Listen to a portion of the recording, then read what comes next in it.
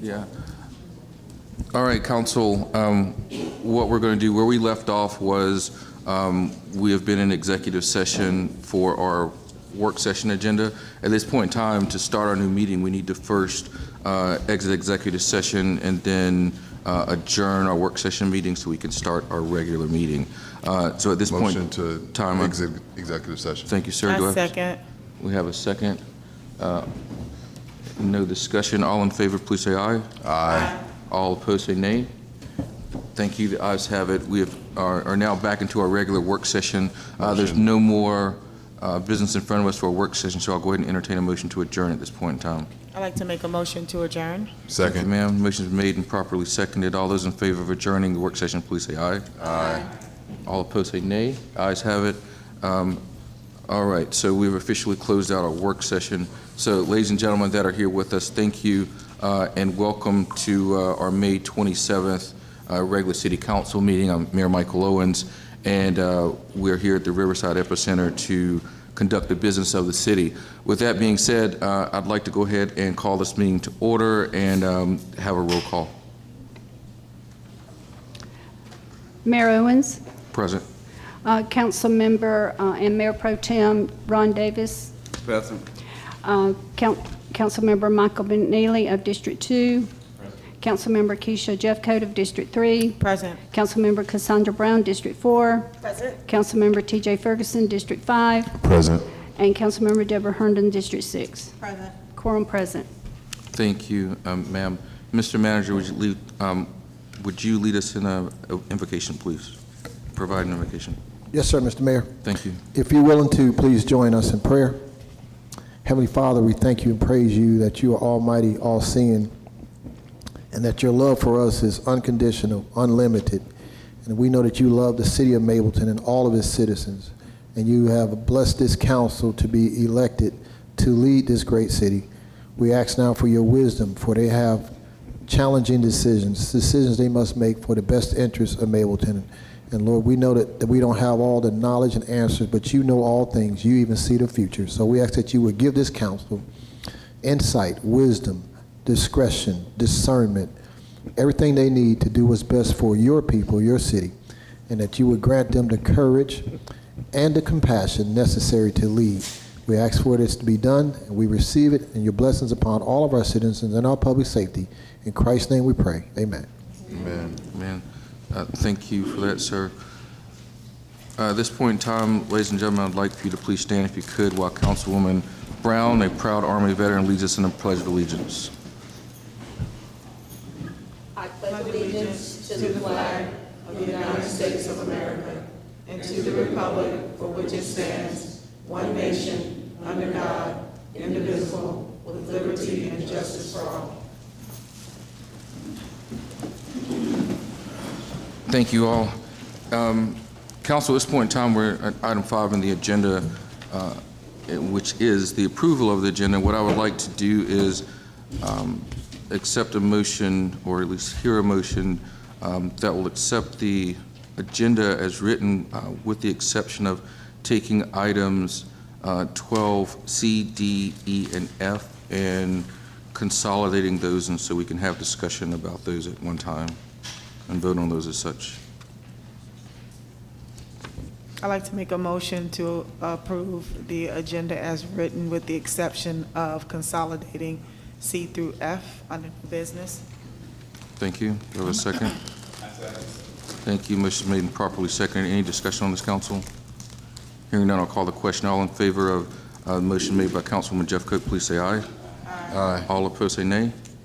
The ayes have it. Thank you for that. We now have our agenda set. And before we go on further, I want to take a point of personal privilege here and take a second to acknowledge some of the recent items that's unfolded and some of the things that you may have even seen in the press. As of last Friday, the city of Mableton and Cobb County came to an agreement in terms for items that we was just kind of mentioned here as relates to our stormwater, DOT, as well as police services. It also has an element in there that covers an outstanding bond amount that the city will be taking over from the county. This is a culmination of the last 2 years plus of negotiating with the county. We all know that they came to an agreement last year of $9.5 million. The agreement that is on the table now is for $15 million for police services and a little over $2 million for DOT. Stormwater, as you know, is I think $4.75 that's attributed to each resident. We came to this agreement after a lot of deliberation, a lot. This is a deal that takes us out to 2034, which is coterminous or runs out to the same timeline as the other cities within Cobb County. The goal was to have all counties or all cities be able to negotiate what the what the service delivery is going to look like at the same time.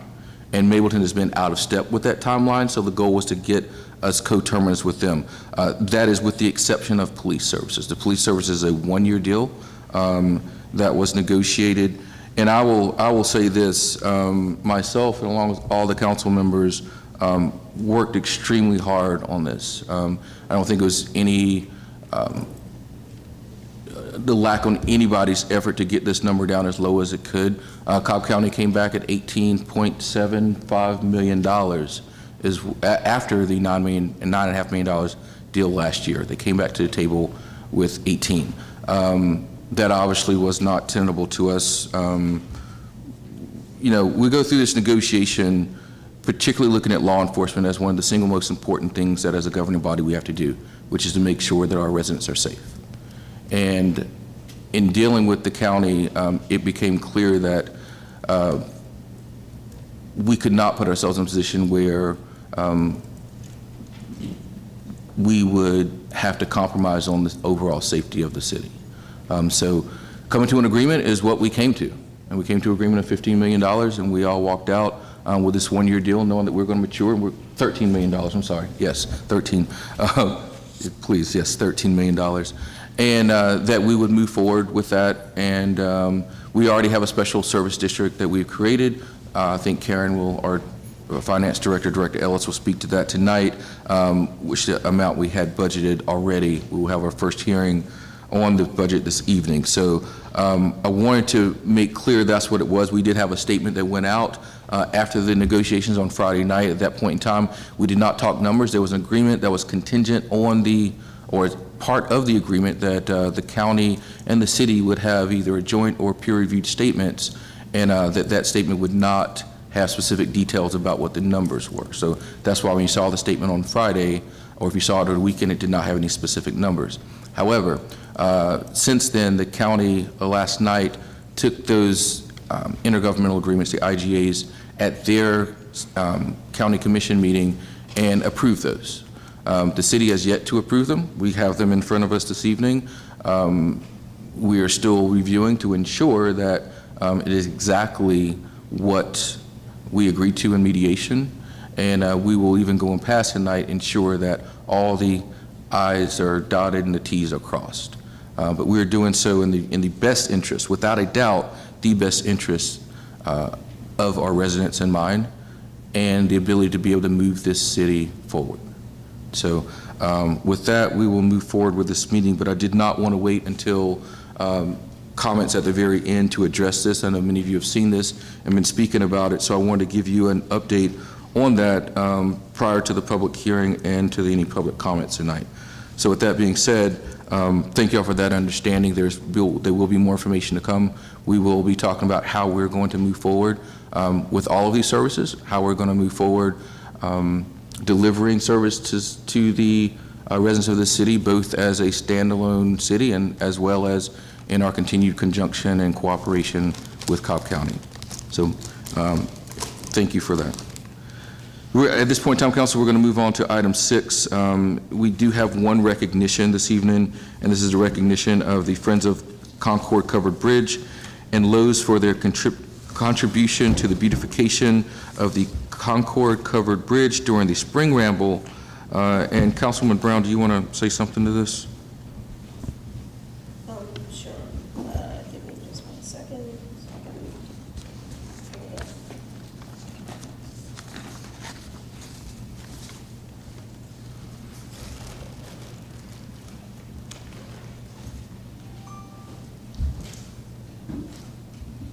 have the, do we have it printed out?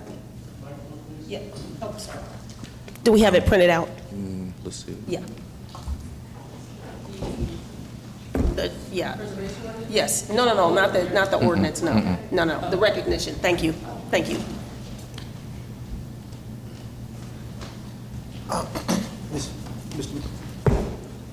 Mr. Mayor, I just want to ask a question I made clear. Ms. Brown, are you going to recognize them, or are you going to go to the podium and kind of do a formal recognition? Yeah, I can go to the podium, yes. Okay, so if we can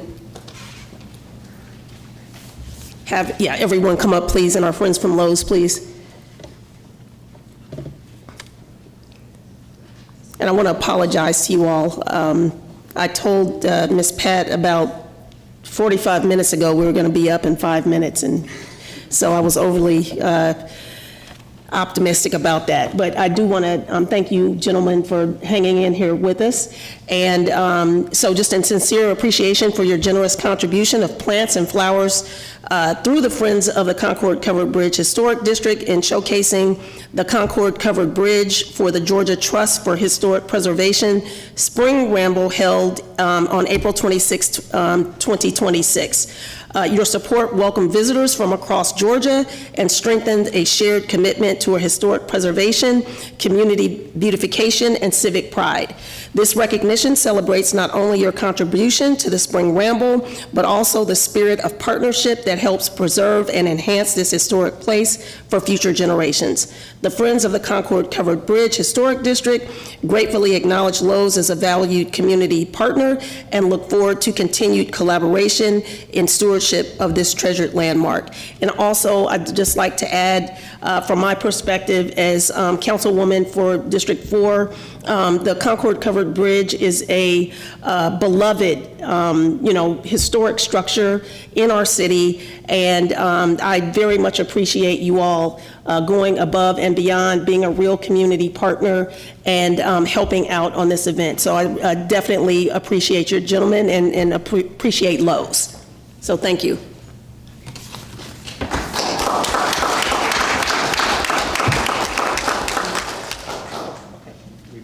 We're gonna move this way. Got it.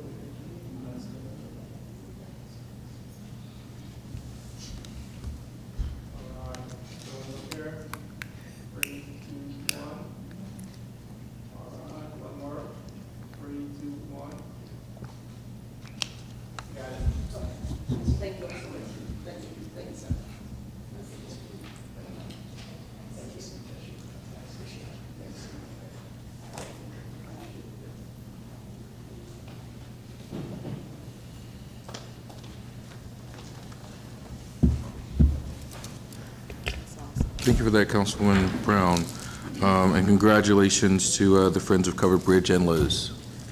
We're going to move on now to the item 7, which is a public hearing. This is a presentation and review of the 2027 budget and the first public hearing for the FY 2027 budget. Director Ellis, floor is yours, ma'am.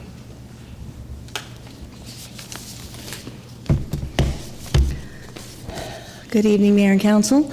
Tonight I will be presenting our first read of the proposed budget for fiscal year 27. Just a couple notes. We are going through the budget with a few changes from the first hearing that we had 2 weeks ago, so I'll go over those as we go through the presentation. Our budget calendar, we've stayed on track. We're scheduled to do a final adoption of the budget on June 10th, which is 2 weeks from today. Again, carefully calculating revenues and expenses conservatively to not rely on one-time revenue sources to fund ongoing expenses as part of our budget principles.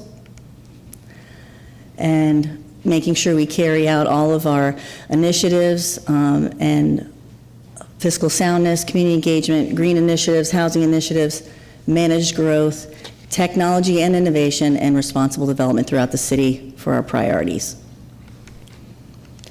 So first, we're going to look at the general fund budget. These are some of the operating assumptions that are throughout the general fund budget. We're using a 2.5% COLA for all city staff and implementing the class and pay plan as proposed with additional staff. We are funding a Public Works Department, which is a contractual field where we're going to be overseeing some of our Cobb DOT work, continued right-of-way maintenance. We have other city locations we've added, a new court area, so this is an increase annual to that line item. We're going to continue with leasehold improvements.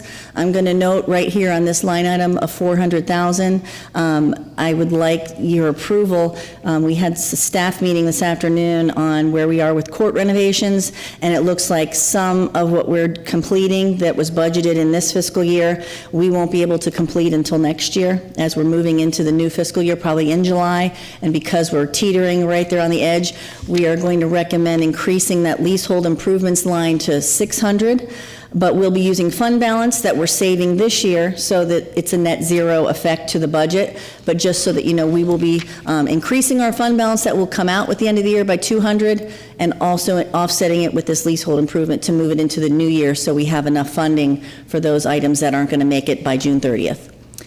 Funding for our new initiatives, we have the housing initiative ongoing, 150, the police feasibility study, which goes in line with the mayor's comments he made earlier. We have urban redevelopment plan that was increased by $100,000. That was initially in the plan at $500. We want to make sure we have funding for that to cover all of the plans and RFPs we have out for that. We added this line item for an IGA with the Department of Public Health. There is an IGA we're working on to give them funding to assist with a new building within the city limits of Mableton that we want to put that towards as an initiative. Debt service did not change at $974 annually. That will transfer to URA. Did not change grant funding for $100 grand, and the pay-as-you-go funding for the capital remained the same at $3 million. So here we are with our general fund revenues. Again, the only thing that has changed on this page initially, if you look 4 lines down at business occupational tax, that line was originally budgeted at the last presentation at $2.5 million. We increased it by $105,000 to offset the position that we added to community development. They are going to need a compliance officer to assist with a revenue audit that we're going to do, and we expect increased revenues by having that compliance, so it was a wash. We increased revenue, increased the expenditure with a net zero to the budget of $0. No other line items in the revenue budget were adjusted. And for expenditures, I'll go through that. We had a change in the general administration budget. Like we mentioned on the previous slide, it went up by $150,000 for the support for an IGA with the public health services. There was a change to community development, and that was for the position for the compliance officer, as well as additional community development clerk. So the net effect of that change was $170,000, but that is, again, one-time use of fund balance, so there was no effect to the budget. Here's our summary. Again, just to mention, the revenues went up by $105,000, and expenditures offset for the public health and support and the positions in community development. No change to the class and pay position summary. This was the same slide we used before. No new positions other than community development. And here's our special revenue funds. No change to this one. $160,000 that we committed this year from the general fund. We haven't spent anything to date, although we do have plans that probably won't make it till June 30, and so we'll have that full funding to spend next year. And so we did not fund any additional revenues from the general fund for the tree fund this year. The grants fund, this is the fund for the Mayor's Alliance grant. We received $24,000 in revenues on that. We're hoping to spend about $10,000 by the end of the year, which will leave us $14,000 to spend before the grants end in September. If we have any new operating grants throughout the year, we'll come to you with a budget amendment and have that budget amended. Six Flags Special District, no change to this one as well. We'll be levying the same 3.5 mils to come to about approximately 1.3 million. Hoping to spend some of that funding next year on some plans. We have a new Public Safety Special District. This is just an estimate. We have yet to approve a millage, but this is just our estimate to help support funding and standing up our public safety district. Hotel motel tax, no change to that. No change to the rental motor vehicle excise tax. And then capital project funds, we have the same assumptions as prior, no changes here. Same 3 million for the same capital assets that we plan to implement. Capital project fund, this is how we carry forward with the funding. We put in 1.4, we spent almost 6 this year. We'll carry that 800 over, and that'll help fund the balance of the projects we did not complete this year. So we'll have 3 million addition with spending the remainder of it, hopefully by the year end, 27. Capital Grants Fund, there's no change here. This includes our LCI, CDBG, Safe Streets for All grants. And our Urban Redevelopment Agency Fund, this is where the debt service is for our 24 and 25 bonds that were issued. Debt service is the revenue coming in from the general fund, and expenditures, we do have some remaining funding in there for future land acquisition, so that's it, hoping that we spend the balance of those funds from the bond proceeds. So summary of expenditures, we have close to $58 million total for all funds. That's our full year of all funds for the city of Mableton for 2027. If you have any other questions, other than the points I brought up for increase, I'd be glad to answer them. And, Mr. Mayor, I would like to add something that didn't affect the budget, but was something that the council, if you will allow me. Yes, please, sir.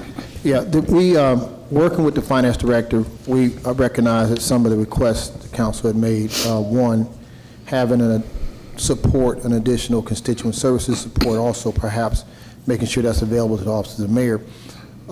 Just being creative, we were able to do that without raising the budget. And so we came up with a creative way of using existing positions that were not filled or existing seasonal positions that were not filled to actually bring those two bodies in and then give them under a period of time. We see where they are in 6 months, and we should be able to make adjustments. So what the council did discuss during our work session is things that y'all need to hear back on.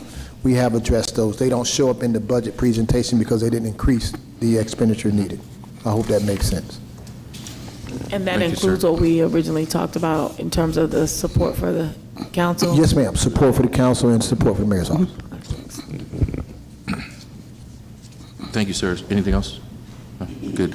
Okay, at this point in time, council, any questions for Director Ellis relates to the budget? No? Hearing none, with that being said, Madam Clerk, since this is a public hearing, I'm going to go ahead and open the public hearing now. So at this point in time, I would like anyone that would like to speak in objection or not in support of this budget, please make their way to the podium at this point in time.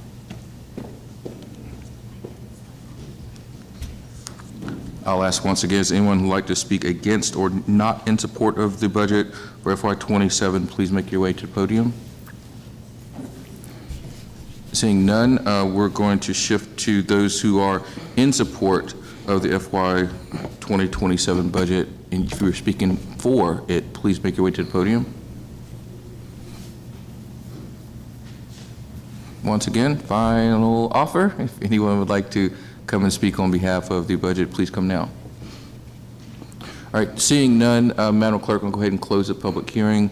Thank you, Director Ellis. I'd like to read the budget message. It just kind of gives an overview of the budget in general. It may change a little bit as recommended, but this budget is submitted by the Mableton City Council in compliance with state law OCGA 36-81-2. This budget was developed based on the priorities adopted by City Council in March of 26, including fiscal soundness, community engagement, green initiatives, housing initiatives, managed growth, technology and innovation, and responsible development. The fiscal year 27 budget maintains adequate reserves and fund balance to ensure sound fiscal integrity of the city.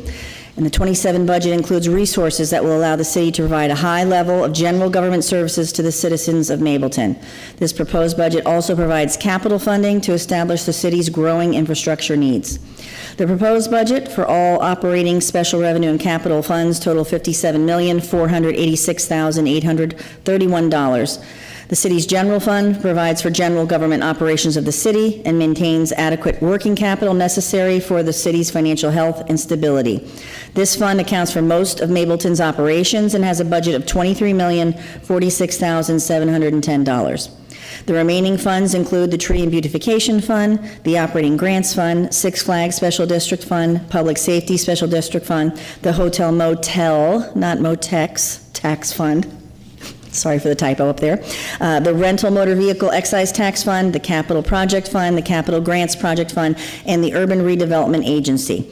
The project funds adopt project-length budgets where the adopted appropriations do not lapse at the end of a fiscal year and remain in effect until project completion.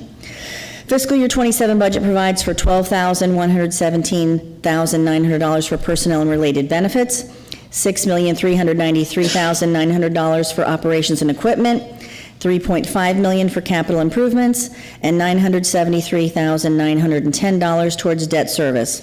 All eligible city employees may receive a 2.5 cost of living salary increase.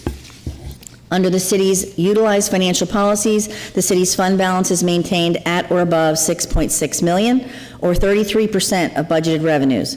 The purpose of fund balance is to provide adequate cash flow to cover the costs of unforeseen emergencies, shortfalls in revenue, and as well as eliminate any short-term borrowing for cash flow purposes. The focus of the 27 budget is to provide excellent services to our citizens and business customers and to continue to allocate significant resources dedicated to improving infrastructure and the city's quality of life. Thank you, sir. Thank you for that statement. All right, at this point in time, Madam Clerk, let's go ahead and proceed with public comment. Thank you, Mayor. I have about 5 comment cards. Just to remind you, this is not a question and answer session, as this is a business meeting and the council has to get on to approve items of the city. But each person has a 2-minute time limit, and we ask that you follow the decorum rules that are always on the back of the public comment card. I will call the first name, and I'll call who will be next. I usually call in the name of the order that we received the cards. The first person is Steve Jonk, and then we have Dave Malloy. And Dave can be ready to speak after Mr. Jonk speaks.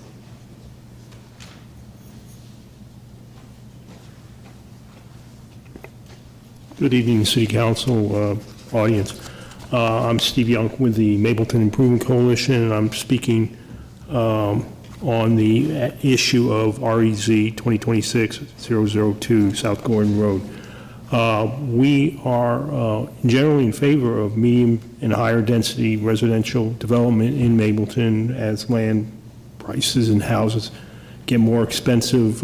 This is a good way to deal with it. However, this piece of property is a relatively narrow property, and the applicant wishes to put a duplex and an HADU on this property. If all 3 units were completely filled and you had guests, as frequently we do, you could have 12 cars in a narrow driveway, which would probably end up with a lot of cars being parked on the grass, or on South Gordon Road, neither one of which is desirable. We therefore recommend you deny this application. Failing that, approve the application with either a single-family development and a HADU, or a duplex without the HADU as a way to ameliorate this situation. The ADU, as you know, has to be used as a residential property according to Mableton City Code, so it's no avoiding getting an applicant, getting a resident in there, and the attendant traffic associated with that, I think, would be too burdensome to bear. Thank you very much. Thank you, sir. Following Dave Malloy will be Denny Wilson. Good evening, I'm Dave Malloy, I live in District 6, and just wanted to come before you tonight. On the agenda is the Historic Preservation Ordinance. And one, I want to thank the city. You had this on the agenda ready to go back in 6 months ago. And thank you for being willing to pause that. We would have, Mableton would have inherited a flawed ordinance from Cobb County. And so we, as Friends of the Concrete Covered Bridge, wanted to provide some input into that to avoid those kind of pitfalls that we've frankly had to deal with Cobb County for a number of years. Friends of the Concrete Covered Bridge is an organization that's been around for over 40 years. It's a community organization based in the city of Mableton, and we're fairly active. I think most, if not all of you, have attended events that we've held just in the last couple years, and thank you for that. This ordinance, I encourage you to pass it tonight, and we as an organization support it very much. It will set us up to be one of over 150 cities, counties, and communities in the state of Georgia that have historic preservation ordinances. This is not a unique thing we're asking you to do. It's common. But our area is not common. We have some unique, we talk about the covered bridge, and it is unique. It's the only covered bridge in the greater Atlanta area, one of only, I think, 8 or 10 around the state of Georgia. But behind that is another set of historic properties that have a lot of merit. Some private, some are on private property, some public property. So this is important. It sets us up for doing things in a way that will put Mableton on the map and hopefully generate some income. We're working closely with the Department of Community Affairs, and you are as well. And it will. Thank you. I'll stop there. Thank you, sir. Following Denny Wilson is Joe Lehman.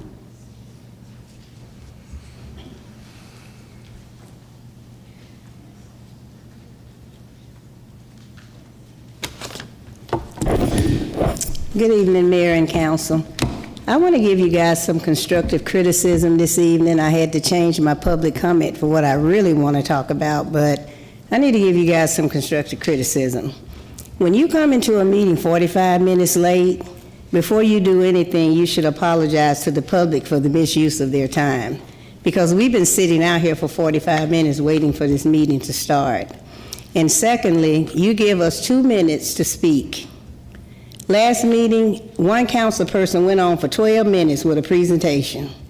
If we grace you guys with our time, then you guys should grace us with not making us sit through long presentations like that at the end of the meeting. I mean, it was at the 10 o'clock, and we were ready to go home. I mean, people love this area, they love the city, they want to attend the meetings, they want to find out what's going on. But you put the same thing up on the presentation that you put in your newsletters. So if you can give us 2 minutes, I think you guys' presentation should be shortened to at least 3 to 4 minutes. And trust me, I've gotten on Cobb County for the same thing. You talk to them, they'll tell you. And they have lessened their presentation at the end of the meeting because their meetings sometimes run as long as yours do, and people are ready to go home.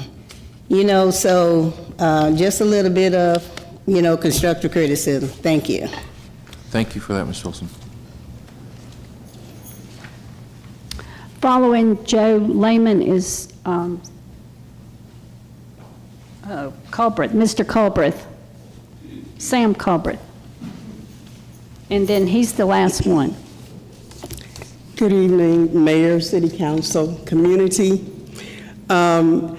My name is Joe Lehman, Regional Manager for the South Cobb Region of Cobb County Public Libraries, and I live in District 1. After you enjoy Mableton Day activities on Saturday, we ask you to join us at the South Cobb Regional Library for our summer reading kickoff party from 4 p.m. to 6 p.m. with music, fun, games, and activities for the whole family. Everybody has a story. So this year, our theme is Unearth a Story. SRP starts Monday, June 1st at all 15 branches, so pre-register now, get a head start, so you can get closer to winning some prizes this summer. The program is for everybody, children, teens, and adults, so we ask you to participate with us. In summer reading, it's a crucial tool for combating the summer slide. The summer slide is a learning loss that studies show that children may lose up to 2 months of their progress without it. So it builds literacy, empathy, and lifelong habits through pleasure reading, while helping parents gauge a student's reading confidence without the school year pressure. This year, we're also having Happy Helpings. We're joining with the Georgia Summer Food Service Program to provide breakfast and lunch for children 18 and under on Monday, Wednesday, and Friday. Happy Helpings is funded by the U.S. Department of Agriculture and administered by the Georgia Department of Early Learning. Come support the library in June with our one putt at a time. So we'll have mini golf at North Cobb and Sewell Mill this year, so come join us. And we look forward to seeing you at your library. Thank you. Thank you, Ms. Lehman.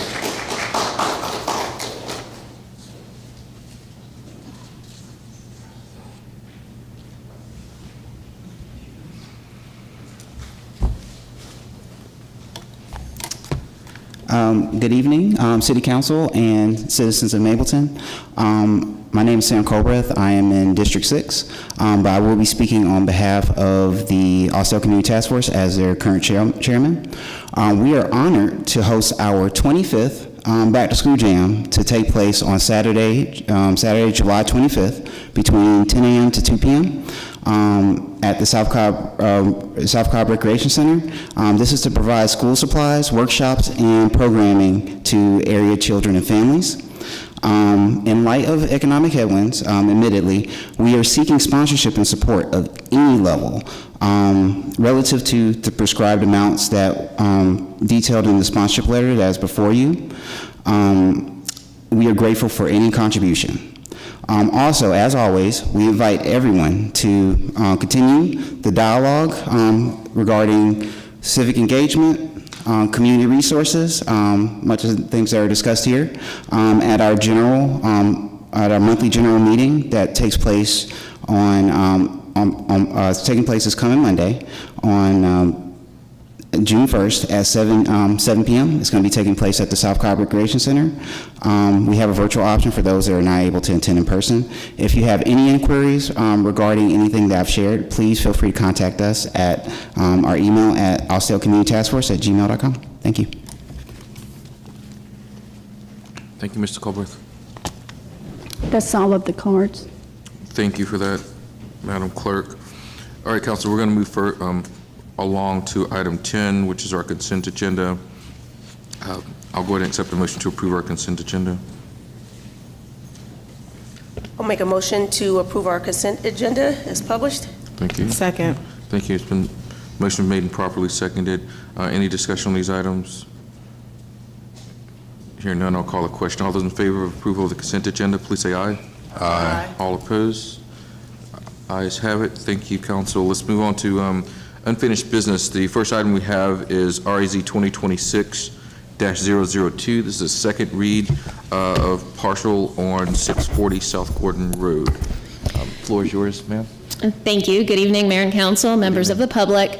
This is a second reading of a rezoning application.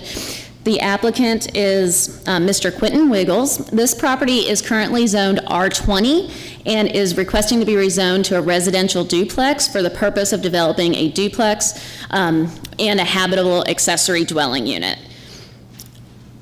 Looking here at the zoning map, so you have perspective of the surrounding zoning, this property is zoned R20 and surrounded by R20 properties with some general commercial and neighborhood retail commercial in the vicinity. Similarly, the future land use for this property is medium density residential with some neighborhood activity center at the corner. Here we see the aerial image of the property. You can see the property was previously cleared under an old Cobb County land disturbance permit for single family. Some of the limits of disturbance did exceed what was originally approved by that permit, and we'll address that with the stipulations. Here you see the surrounding area of the property. And here is the proposed site plan. The proposed site plan includes one duplex building, so 2 duplex units in the front and 1 accessory dwelling unit to the rear. These are proposed elevations of the proposal, as well as the elevation of the accessory dwelling unit. Just quickly to go over some definitions in the code, this property is being requested to be zoned RD, which is intended to provide development of affordable single-family detached or attached owner-occupied residential dwelling units, including duplexes. And then also just calling out the accessory dwelling unit is an additional dwelling unit located on the same parcel as a principal dwelling unit within select single-family residential zoning districts. Here we have the criteria for, in consideration of any zoning application. And then finally, staff's recommendation of this application is approval with conditions. The conditions relate to some of the issues that we've discussed, but just briefly, the stipulations are that the development shall have a minimum of 10-foot undisturbed landscape screening buffer adjacent to all residential properties. The buffer shall be subject to approval by city staff. Buffers shall be regularly maintained by the property owner to ensure that the objectives and standards set out in the subsection are met. This development must adhere to the modern farmhouse architectural style and high-quality construction standards presented in the revised application, updated site plan and elevation submitted on the 17th of April 2026. The units must be designed to have the appearance of a single-family structure with a minimum of a 2-car garage for each unit. And the total density must remain within RD residential duplex district guidelines. This site is specifically limited to 1 duplex structure, which is 2 dwelling units. That no HADU habitable dwelling unit be permitted on the subject property. Any accessory structure permitted on this site will be subject to staff review. Maximum impervious surface shall not exceed 40%. Adherence to all requirements from Cobb Water, Sewer, Stormwater, Fire, and DOT as outlined in the report. The site must comply with all requirements for erosion and sediment control. Furthermore, if a land disturbance permit is not issued within 6 months of this approval, the site shall be stabilized and planted to satisfy the minimum tree requirements. Additional right-of-way shall be donated within 12 months of zoning approval for a minimum of 40 feet from center line. This site is limited to 1 driveway, and the land disturbance plan for this site must include revegetation plan for the area previously cleared and graded without a permit. And then that concludes my presentation. I do want to note that the applicant, Mr. Wiggles, is present tonight, and he was not present during the public hearing, so if Mayor and Council have any questions for him, he is available to answer those questions. Council, I'll defer for a moment. Any questions you have of Assistant Director or the applicant? And just to confirm, that third structure would not be a part of the approval in your recommendation? Right, so staff's recommendation and the way the ordinance is drafted would not allow the habitable accessory dwelling unit. It would just allow the duplex. So looking at the site plan, it would just be that front structure. There's a couple of things I have here. Do you have a follow-up? I did. Go right ahead, sir. Go ahead. Just one other item regarding parking that does appear to be adequate. Can you speak to the parking for people coming in and out of the property? So Cobb DOT did limit the property to 1 driveway, and so we would not want to see additional driveways on the property. When we do the site plan review, when it comes in for building permit, we will review for parking. Single-family duplexes do have a minimum parking requirement. The unit does have 2-car garages, so that would help. But, I mean, the way this site plan is laid out, which wouldn't be the ultimate final site plan potentially, you know, you could have, 4 cars next to each other in front of those driveways, and then they would have to coordinate with each other. So that front parking is tight, but it most likely would meet the minimum zoning requirements, and we would confirm that during site plan review. Yeah, I do have some concern there, but thank you for answering that question. Mr. Mayor, that's it for now for me. Thank you, sir. Council, any other questions, comments?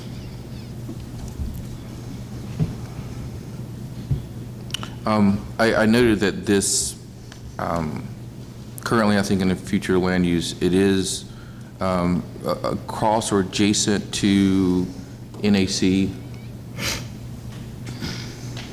Yeah, Neighborhood Activity Center, so it's relatively close, right? Almost across the street and then 2 parcels over, which is meant for higher density and more use, correct?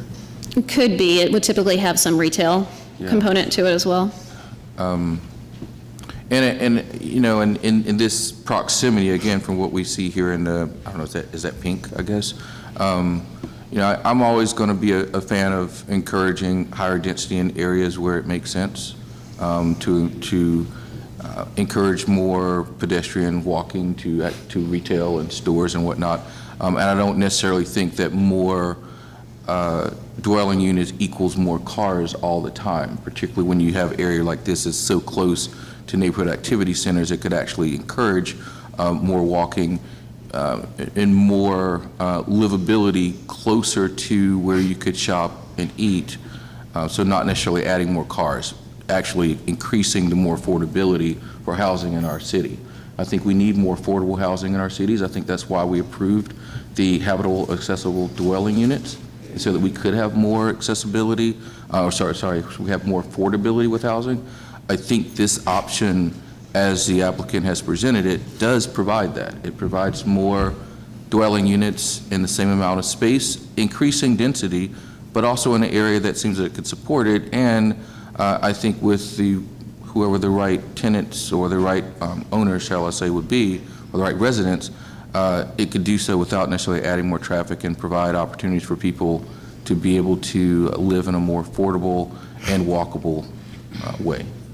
So, Council, that's my statement on this. Anyone else? Would the applicant be willing to consider any changes related to the parking inadequacy that appears there? It's not a guarantee it'd be an issue, but it's something that could be. The applicant is here if you wanted to ask him directly, but I will want to say that we did stipulate that we want this to look like a single-family structure, which would provide the opportunity for rear entry. If we did rear entry, that might give you a different look for that parking, and so that might address your concern as well. Okay, thank you for that. I would like to hear from it, but I appreciate that additional remark. That's helpful.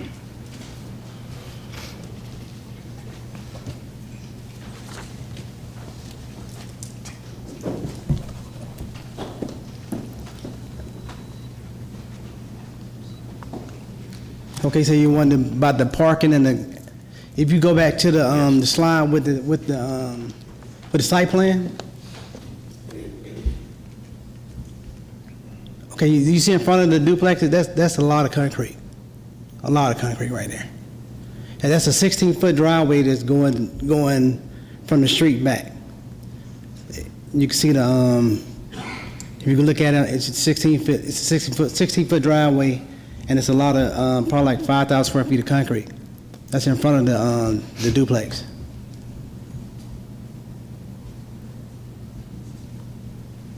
So what is the address? Councilman Neely, would you, I hate to ask, will you re-ask your question? Some of the council didn't.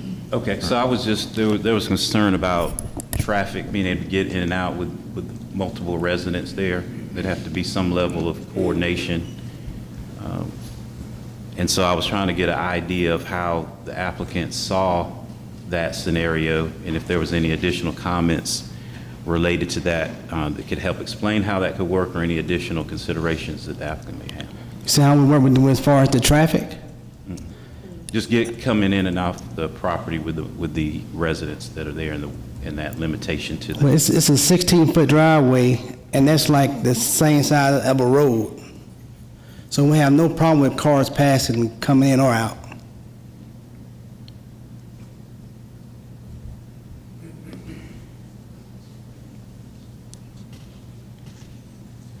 Okay, so you don't have any additional, all right.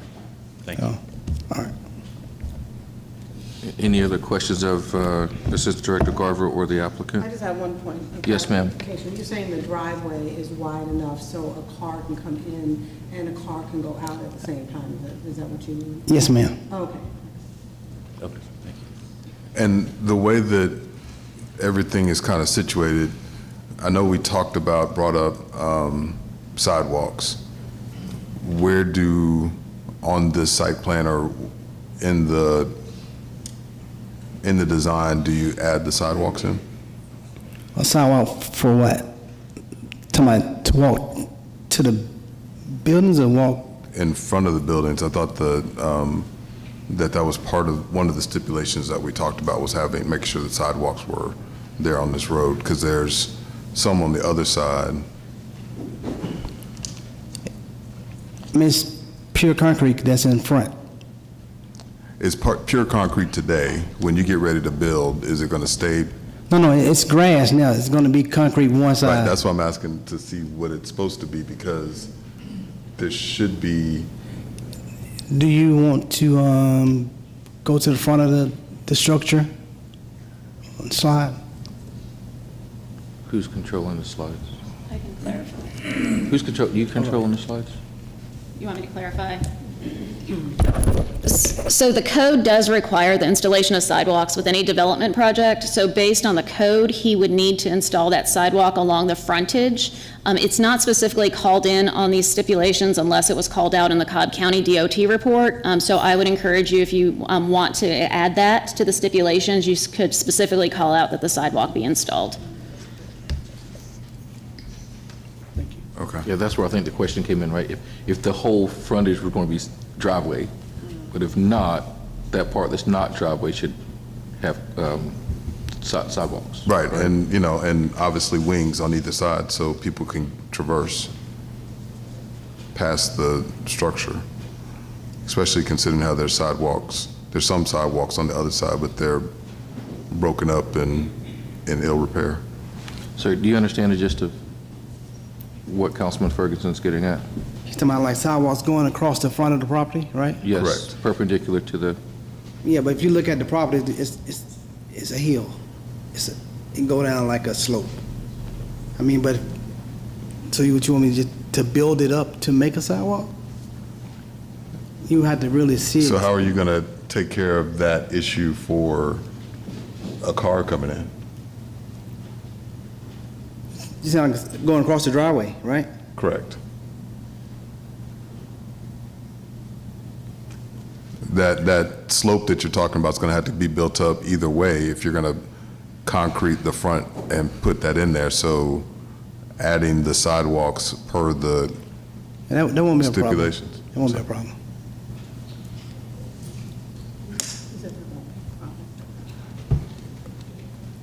Okay.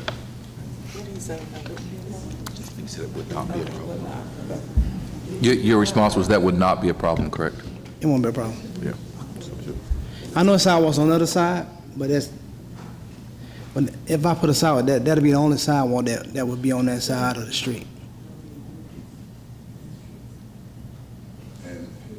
Okay. Okay.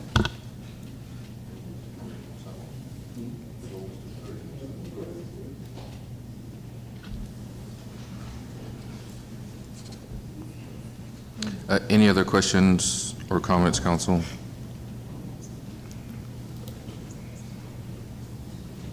With that being said, I would like for us to, this is the second read, so we're going to have to move forward to a vote. So at this point in time, I'd like to entertain a motion that someone would want to place on the floor. Based on the additional feedback from our staff and the addition stipulation that we mentioned, I would make a motion to approve with conditions, yes. Which conditions? So the conditions outlined, but then there was an additional item I thought Councilman Ferguson The sidewalk? had mentioned with the sidewalk, yes. Okay. Ms. Garrett, please make sure that what they're saying is in line with what you all talked about. Yeah, so what I'm hearing is that the motion is to approve per staff's recommendation, but you're going to modify stipulation number 9 to say additional right-of-way shall be donated within 12 months of zoning approval for a minimum of 40 feet from center line. The site is limited to one driveway and sidewalks must be installed per code. Yes. Okay. Thank you, Councilman. Do I have a second? I second. Hearing a second from Councilman Ferguson. I'll ask, there any other discussion on this matter?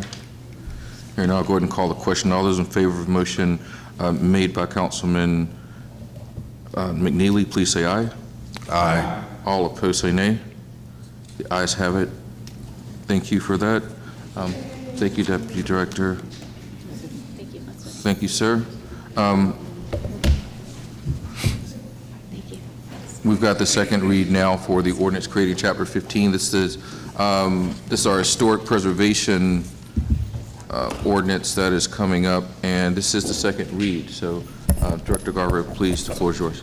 All right, thank you. So yes, this is a second reading of the Historic Preservation Ordinance. We have made some revisions between the first and the second read, and I'll go over those in just a moment. So again, this is a Historic Preservation Ordinance, which will establish a Historic Preservation Commission. The commission will consist of 7 members appointed by each council member, and members are not required to live in a specific district. The ordinance does say that at least 3 members shall be professionals in architecture, history, planning, archaeology, or related disciplines, and that members will serve 3-year terms and not more than 2 consecutive terms. There are criteria in this ordinance for selecting historic districts, as well as criteria for selecting historic landmarks. So landmarks would be individual structures, while districts would be a collection of those structures.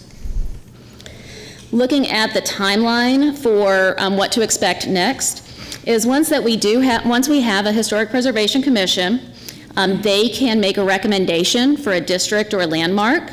Then this will become for a public hearing before the council.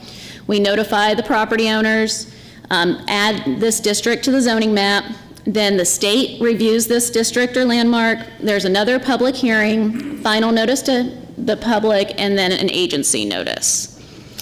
Here, we're going to talk about the revisions to the ordinance. After receiving some feedback between the first and second reading, we did make these changes. There was a moratorium on if somebody had submitted an application while we're considering a district. There was a time limit on that moratorium, but looking at the model ordinances, there wasn't that time limit wasn't required. So we did remove a time limit. So in other words, if the council is considering a district, then no applications can be received while that is pending. We did add the surrounding immediate neighborhood to the criteria for reviewing certificates of appropriateness. That did come from the model ordinance as well. And then allowing the commission to adopt design guidelines. Previously, the ordinance did say that mayor and council would adopt those guidelines, but looking at the model ordinance and some of the surrounding cities, it is common for the commission, since it's made up of some of those professionals, to adopt those guidelines. And then one last revision that's not listed here is correcting the initial terms for the commissioners. The numbers didn't add up at the first reading, so the way it's written now is there will be 2 members with 1-year periods, 2 members with 2-year periods, and then 3 with a 3-year term. That way that the terms are still staggered, but that initial term is a different length. And that concludes my presentation. We're hoping that this can be adopted so that we can move forward with the Historic Preservation Ordinance. Thank you for that, Deputy Director Garver. Council, any comments or questions?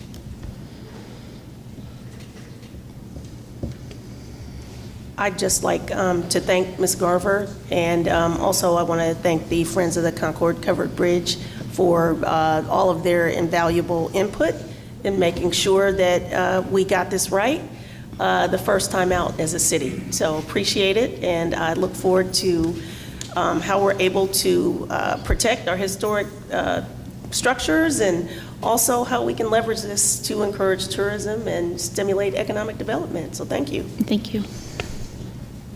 Thank you, Councilwoman. Anyone else? All right. Hearing none, Council, at this point in time, we'll go ahead and entertain a motion to approve the historic preservation ordinance. I move to approve the historic preservation ordinance. Second. Thank you. Motion's made, properly seconded by Councilman McNeely. Any other discussion? With that being said, all those in favor of approving the ordinance creating Chapter 15 Historic Preservation City Code of Ordinance, please say aye. Aye. All opposed say nay. There's no opposition. This is carries. Thank you. Thank you, Director Garber.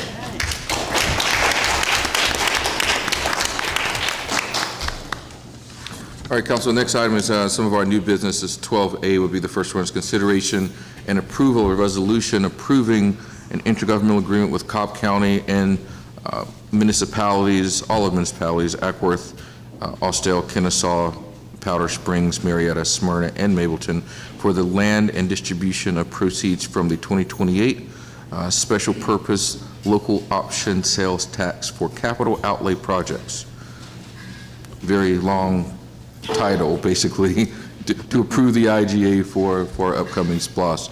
Mr. Manager, anything you want to add to this? We deferred this at the last meeting, but this is I think this is in line with what all the other cities have already approved. This is obviously SPLOST, which we've approved the list already. I wasn't exactly sure how this was separate and distinct from what we've already approved, but.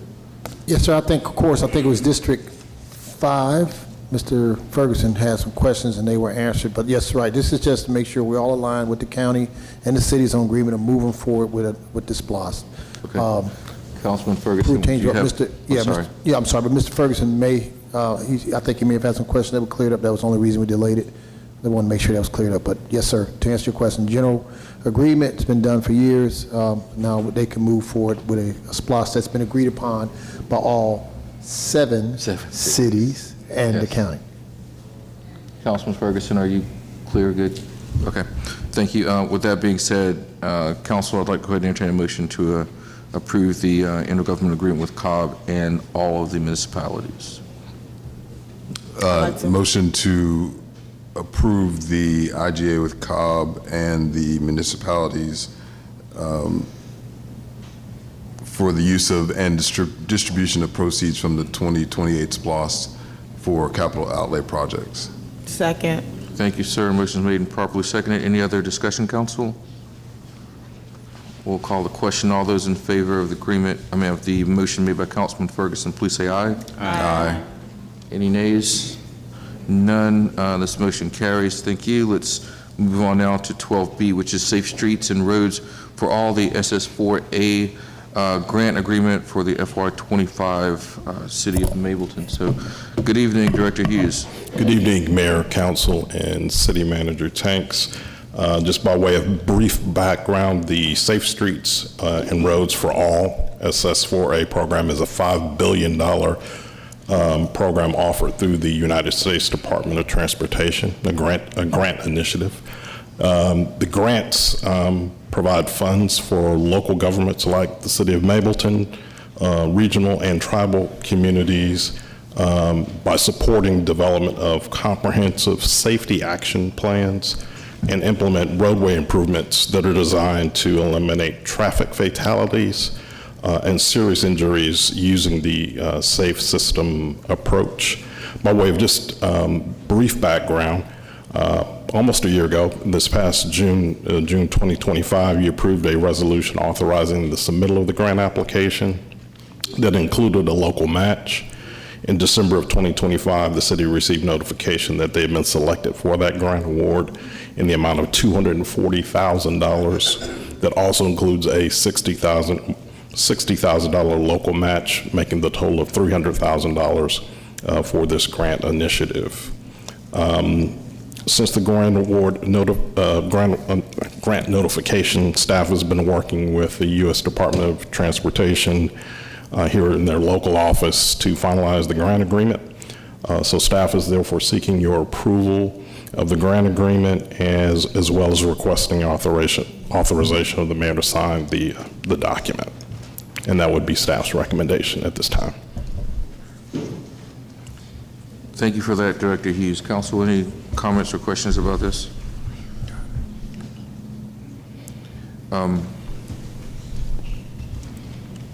I think, Director Hughes, in addition to what you said, I think it's, I know you went back a little bit on some background with that. Just for clarity's sakes, you know, this SS4A grant, I mean, I'm thrilled that we got this money and be able to move forward, but this is for, grant, dare I say, technical assistance. Correct. Right? And because a lot of people are saying, it's great, we won this award, what does this mean? And what does it mean with USDOT, because it's federal dollars that come down that we can use. But I want to be clear, the usage of this is largely a technical grant or technical assistance grant, which means that this will help us do a plan, a study, determine how our city is safer. And I bring this up specifically because a lot of our residents ask, and I want them to understand that this will, what they say a lot of times in federal government, unlock future funds. Correct. You know, this $264,000 could be used to unlock millions of dollars in funding down the road, but we have to go through this process first. We get this done, we determine how our streets and roads can be safer, and which hopefully will lead to other issues that we have. A week doesn't go by where I don't get emails or calls about an intersection or strip of sidewalk or an area that is unsafe in our city. And so a lot of, you know, residents ask, what are we doing about that? Well, seeking this grant and getting it is a great first step. But the long-term solution is going to be to this is hopefully using this grant to identify areas in our city that has challenges from a transportation perspective, and using this grant to unlock future millions of dollars. Absolutely. I couldn't have said it better myself. We'll be actually working on putting together a scope of work that I hope to have ready in the next couple of weeks, and then we'll work with purchasing to have that advertised, and then we will retain the services of professional consultants who do this work all over the country. We'll be able to identify spots throughout the city where we know we have that are problem spots. They'll be looking at crash data that is compiled regularly and developing recommendations on how best to address those problem spots that we have in the city. Yeah. Thank you. Yeah, and this is work needs to be done. Correct. But basically, we get to do this now under a grant instead of using general fund dollars to do this. Absolutely. So that's the one question I had. As you read through it, it becomes a reimbursement of city funds that we would earmark for this and then know that we would get reimbursed at some point. Absolutely. Correct. That's quite common. The federal government. Right. No, I get that. I just want to make sure. I mean, we're going to spend money to make money, but we're going to and hope that we get it back in a timely fashion. Anything else, council? Nope, let's do it. All right. Director Hughes, we're going to, so coming out of this is the agreement itself to be able to select a service provider? Or is that another? Well, this is the grant. This is the grant agreement. Grant agreement with the feds. Gotcha. And then from that, we will do a scope of work and advertise the opportunity for to retain procure professional services. Gotcha. To prepare the community action plan or community safety plan. All right. So that being said, council, I'll go ahead and entertain a motion to approve this grant agreement for FY 2025 with the City of Mableton for our SS4A grant. I'll make a motion to approve. Thank you. Second. Motion's made and properly seconded by Councilman Ferguson. All those in favor, please say aye. Aye. All opposed, say nay. Ayes have it. Thank you, sir. Thank you, sir. Appreciate you. Mayor, Yes, sir. I just want to clarify, we did bring out in the discussion that we agreed that you sign the papers for the grant. For the mayor. grant Yeah. agreement itself. We Yes, didn't ma'am. have it in the title, but he will sign the actual application. Councilman Ferguson, you recognize, sir. this is, outside of this conversation, city manager, but kind of wraps in with even the statement of work and proposal. The use of drones within the city limits and for some of these purposes, is there a notice that needs to happen in order for those drones to be flown and for that to happen? And is that ultimately a part of the statement of work and any agreements that we come up with these different organizations? I definitely won't pretend to be a subject matter expert on drones, but I do know a little bit from public safety. Anytime you operate drones, you got to have that stuff coordinated through FAA, especially when you have Charlie Brown Airport in the vicinity. So you have to have FAA approval and that kind of stuff to coordinate. I know that the sheriff's department obviously has that drone, and they've been talking to us, frankly, about staging drones here in the Mableton area. So to answer your question, yes, drones can be used, but there is a process that probably requires approval, the whole package. I do not know specific details about that, never done that, but I do know this has to be coordinated by FAA, something through FAA. Yeah, that's going to be an effort outside of this. We talk about airspace ordinance and ceilings, and I mean, something we should pursue. It's going to be outside of this, but yes, Right. definitely. No, yeah, I get it's outside of this. I just know Yes. they're probably going to try to use that with this. Oh, well, you're talking about as part of the effort to, I see, I understand why you tied this Yeah. now, part of that discovery effort of what they're Correct. doing, to use drones for doing that. Yeah, understood. Thank you. All right, Council, we're now going to move to item 12C, which is consideration and approval for the mayor to negotiate and execute in substantial form. Now, this is the first of four, and you guys will remember the agenda amendment that we made consolidating 12C and 12F. So this is the approval, consideration approval. Wait, hold on, Mayor. C through, yeah, C through F, not Yes. C and F. C through F, sorry. Yeah. C through F. That's what was already, that's what the amendment had. So with that, it's consideration and approval of the mayor's negotiate and execute in substantial form the mediated intergovernmental agreement for Department of Transportation, Stormwater Services, law enforcement services, and certain contract payments with respect to certain outstanding bonds between the city of Mableton and Cobb County. So with that being said, I'd like to entertain a motion to approve, or entertain a motion to approve, consideration and approve for items C through F. And Mayor, the city attorney gave me a resolution for those four combined, so it's approval Yes. of a resolution, but are you going to have all four on the resolution? Yeah, so we consolidated all four, C, D, E, and F into one agenda item. That agenda item references the It's a resolution. resolution. Yeah. C through F is the resolution. So when we approve this, we will approve C through F as one vote, and with the understanding that that aligns with the resolution that the attorney has provided. Thank you. So we are approving the resolution? Yes. Okay. Microphone. I was asking if we are approving the resolution as opposed to consideration and approval XYZ.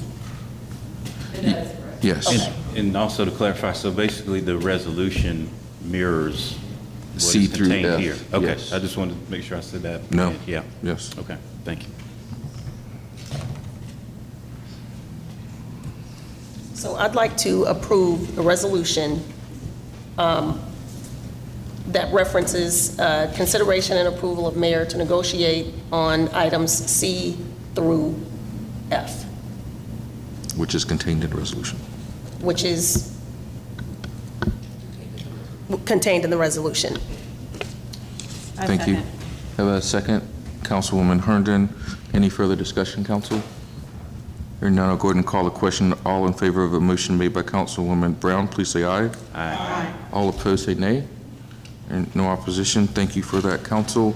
We will move forward with the IGAs on that matter.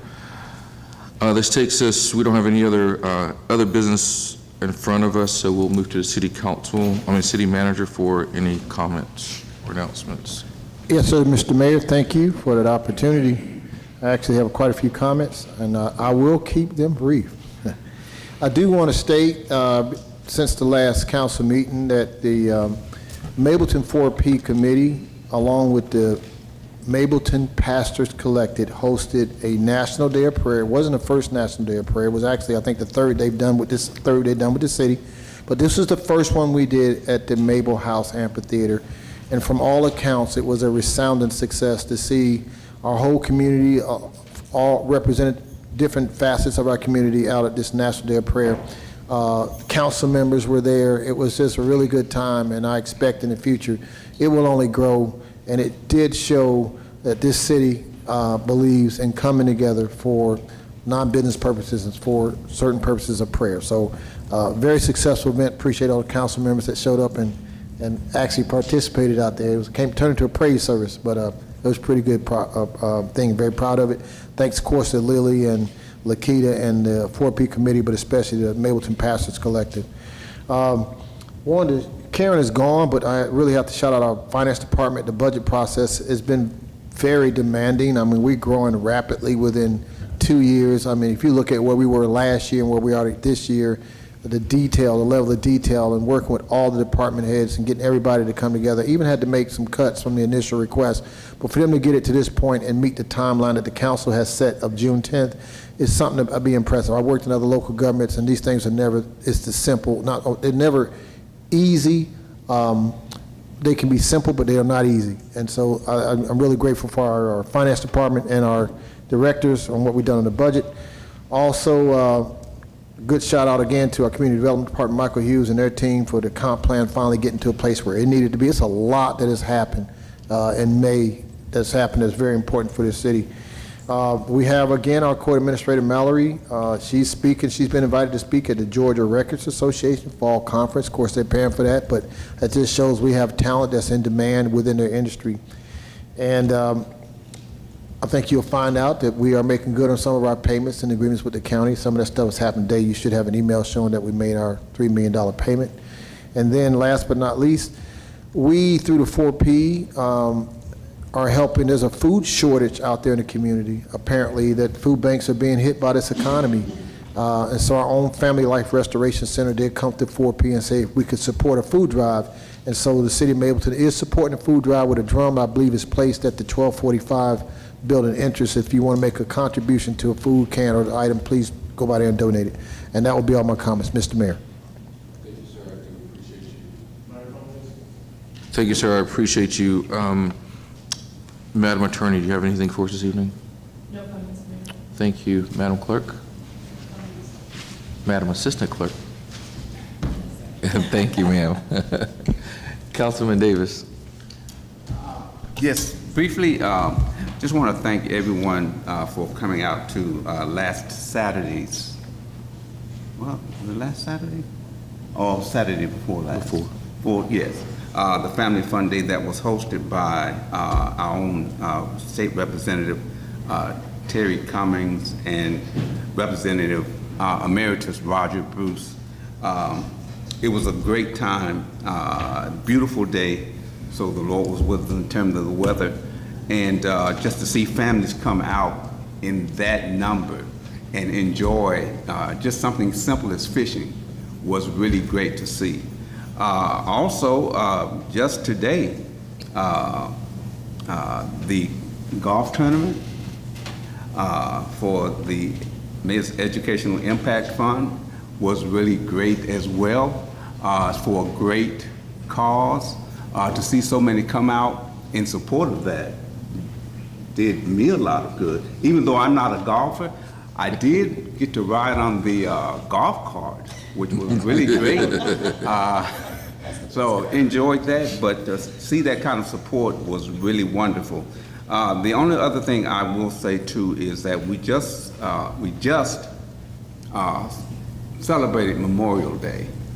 My father was a veteran. Many of my family members are veterans. And just to say thank you all for your service, for the veterans that are here. is a wonderful thing, and we can't say enough. So with that being said, have a wonderful day, have a wonderful evening, and be safe out there as well. Thank you, Councilman. Councilman McNeely. Yes, I just want to thank each member of this leadership team, this mayor and council, and the good faith efforts that we had going forward in negotiations with Cobb County and coming to a resolution. As we know, a lot had to be considered, and it culminated with about a 10-hour day on last Friday.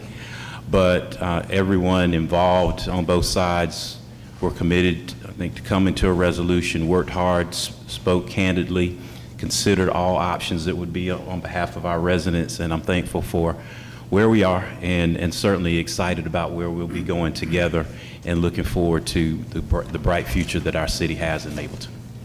Thank you. Thank you, sir. Councilwoman Jeff Cook. Good evening, everyone. Thank you all for coming out. I really certainly appreciate that. I want to second what Councilman Davis said about today. We had a great time at Dogwood out with the mayor and everyone golfing. I always ride on the golf cart as well, but I had a chance to see so many individuals come out and support the Educational Impact Fund. And in addition to what's happening at Pebblebrook High School with them needing donations to be able to have track and field to be able to host track and field at their particular school. And so it's important that we support our local schools and get involved. And so it was just really great to be out there. There are a lot of great events that are coming up for the city of Mableton. We're turning 3. And so there will be the Living Legends brunch on Friday, in addition to Mableton Day, as well as worship on Sunday. So if you have an opportunity, please come out and celebrate with us. It'll be a great time. And I do also want to speak to the public safety. Obviously, that's significantly important to all of us. We've been at this for 2 years, negotiating and doing everything in our power to advocate on your behalf. And it's brought us to this point, this moment.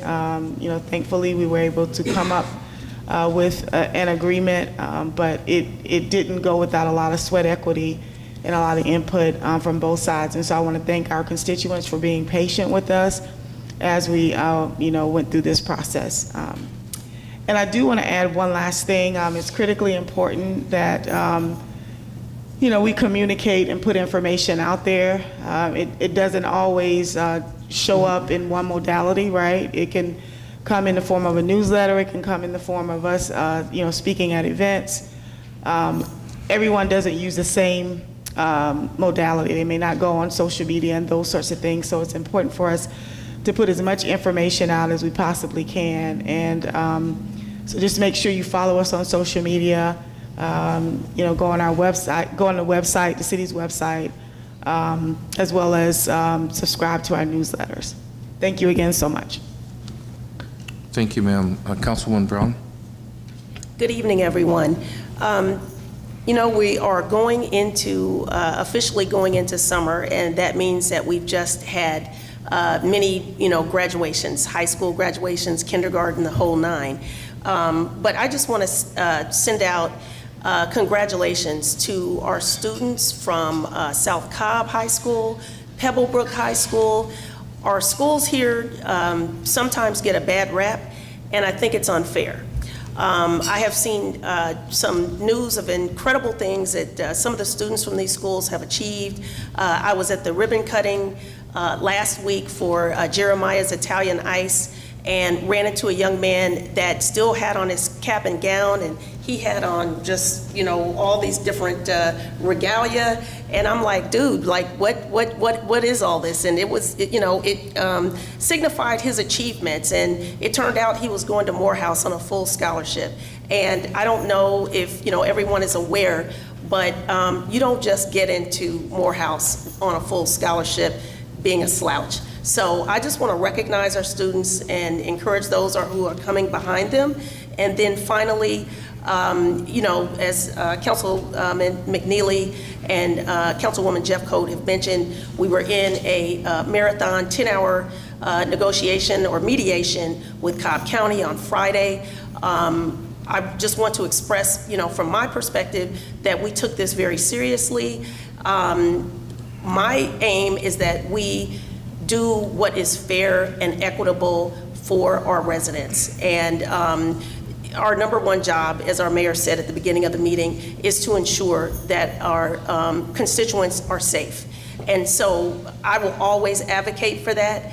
And, you know, in terms of transparency, as we are able to release information, I am committed to doing that personally, but also as a city, it's important that, you know, we are coming out with statements just as we've seen the county do. So thank you all, and I hope that everyone has a good evening. Thank you. Councilman Ferguson.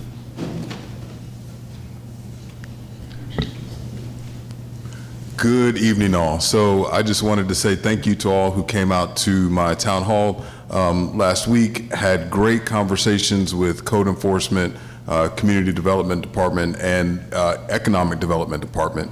And the Girl Scouts of Greater Atlanta were simply amazing. It's an awesome, awesome space out there. Look forward to the next time that we are coming. I'm planning to do these on a quarterly basis.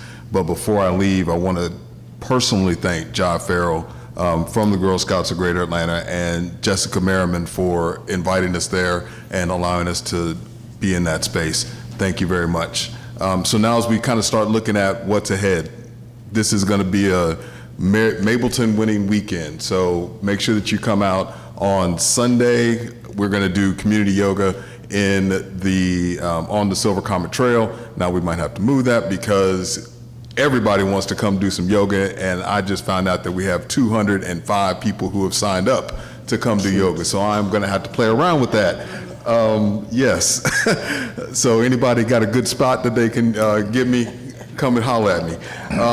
I'm beyond blessed to know that 205 people want to come to this event, and they keep on coming in and keep on registering.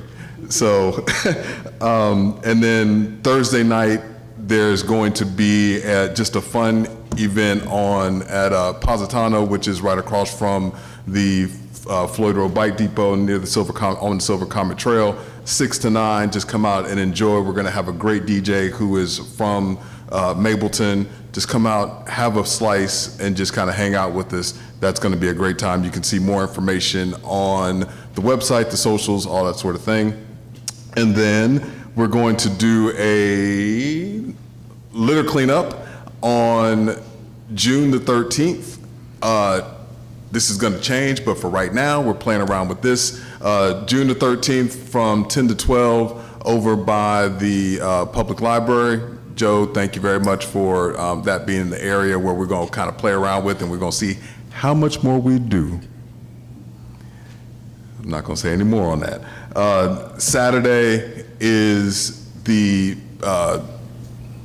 birthday celebration in the Mableton Town Square, so come out. I mean, this is going to be a Mableton winning weekend. I hope that you don't have to go anywhere else but Mableton this weekend to enjoy yourself and to relax with your neighbors. So thank you very much. And again, she wasn't there at my town hall, but I wanted to take just a second to once again thank Jasmine Owens, who is our executive assistant for the council, on all that she does to kind of keep me personally straight and make sure that all these things that I do as a council member are handled and go off without a hitch, and she keeps me in line. So thank you, Jasmine. And with that, thank you all, and look forward to seeing you this weekend. Thank you, Councilman. Councilwoman Herndon. All right, good evening, everyone who's here, and hello, and thank you for our 14 members who are watching us online. I have a quick announcement. Many of you know about the Lions Club, and just as a brief background, the Lions Club was founded by Melvin Jones, who was an insurance man in Chicago, Illinois in 1917, and it is currently a worldwide service organization with over 1.4 million members in 200 countries and territories around the world. And I would like tonight to say congratulations to one of my constituents in District 6, Mr. Graham Jacker, who won one of the highest awards given at the Lions Club, which is the Melvin Jones Progressive Fellow Award for Humanitarian Service. Mr. Jagger's father was a member of the Lions Club in the UK, and when he moved to this area, he joined the Lions Club, I think a few years ago, and he's already been awarded. He's definitely very involved in the community, and I wanted to recognize him and his great work tonight. That's awesome. And that is my announcement, and for those of you who are still here, safe travels home, and we'll see you at the next meeting. Thank you. I just have a couple of things I want to say. I do want to just pause for a minute and acknowledge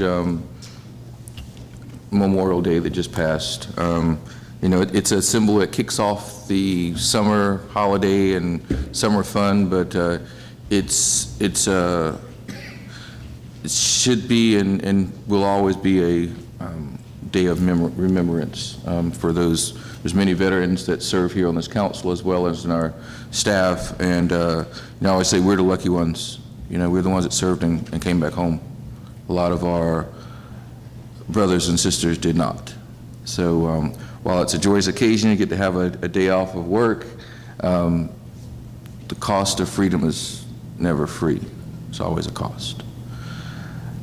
With that said, on brighter news is that I was invited out to Pebblebrook High School to give the charge to the new incoming members of the STEM Academy that's there. It used to be called the STEAM Academy. It's the STEM Academy at Pebblebrook now, which is a fantastic academy that's within Pebblebrook. It is not a magnet program, which to me makes it even more outstanding because the fine students of the STEM Academy actually are from this feeder pattern. So every one of the kids that they're accepted to the STEAM Academy actually live in Mableton. They're not come from other parts of the county. These are truly our kids. And while I was given a charge to the incoming ninth graders, the seniors were also there. And the seniors make up a talented group. I think this is the 5th or 6th year the STEAM Academy has been in existence, so they've only had a couple of graduating classes. And this year their graduating class had over $2 million in scholarships, just the STEM Academy itself. So I think that's a great accomplishment.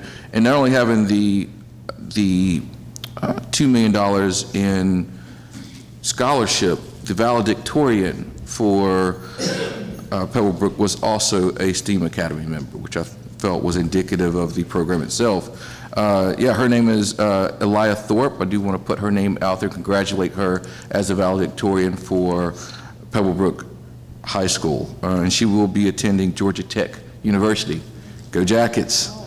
Her GPA, you guys, was a 4.6 GPA. Right? 4.6. I also, not to leave out South Cobb High School, their valedictorian was Brody Jang, and he will be attending the University of Georgia. It's his choice. I don't know. His GPA was 4.68. Incredible. So say what you want about our schools here in South Cobb and Mableton and our students. They're getting a job done. Right? They're doing phenomenal things. They're going to top-ranked schools across this country, and I just wanted to make sure we acknowledge not just the STEM Academy, but also both valedictorians from their schools, because our students are doing amazing things. We just need to keep supporting them. Speaking of supporting our students, thanks for the shout-out about the golf tournament today that the Mayor's Educational Impact Fund held. We're able to raise funds so we can continue to support these kids in doing the great work that they're doing. And this is also the kickoff to the Mableton Anniversary Weekend. You know, when we first talked about this a few years ago, it was about how do we celebrate the anniversary of the city of Mableton, one of the newest cities in the country, in a fantastic way, right? And no, not just a reception after a meeting, Mr. Manager, but in a way that is truly robust, and as I like to say, something for everyone. Right, so you know, starting off today with a golf tournament, but then going into tomorrow where there will be a fun reception, free reception that we'll have with pizza and the like going into Friday, which will be our Living Legends senior brunch. So our seniors will be able to come out, and we will announce 2 awardees that will be getting the Mayor's Living Legend Award. Every year we basically bestow an award upon 2 members of our Mableton society that have in some way enhanced our community over the years. So we're looking at, excited to see who those 2 folks are for this year. And Saturday, as you know, is Mableton Day. Let's make sure we have lots of people come out. It's a great, fun, interactive day. Let's make sure the weather is going to be what it needs to be. So you weather meteorologists out there, get this right, please. Let us have Mableton Day this Saturday. And on Sunday, I know there is the yoga that's going on Sunday, but also Sunday, as far as our annual celebrations, when we like to take the birthday celebration to our churches. So we encourage all of our congregation, those you, whatever church you go to in Mableton, lift it up, right? Lift the city of Mableton up in your prayers on that day. We generally have members of council and staff that attend different churches throughout the greater Mableton area. So if your church wants to participate in whatever way that you see fit, but we want to make sure that every year we support the residents, right? And we go out and celebrate the city in ways that can touch as many residents as possible. So this is the Mableton weekend that we're going to support. It's our 3rd anniversary as a city, and let's keep up the great work. So thank you all. I do appreciate you coming. Mr. Manager, Madam Attorney, do we have a need for an executive session this evening? Yes. With that being said, Council, I would like to entertain a motion for us to move into executive session. I'll make the motion to go into executive session. For real estate personnel litigation. Personnel and litigation. Thank you. Your friendly amendment has been accepted. Do I have a second on that? I second. Thank you, Councilman Davis. Any further discussion? Hearing none, I'll call the question. All those in favor of going to executive session for real estate litigation and personnel, please say aye. Aye. All opposed say nay. The ayes have it. Thank you. We will retreat into executive session. For those of you all who will not be with us when we return, thank you for being with us this evening. Please come out to our Mableton celebration over the weekend, and look forward to seeing y'all at our next meeting. Thank you.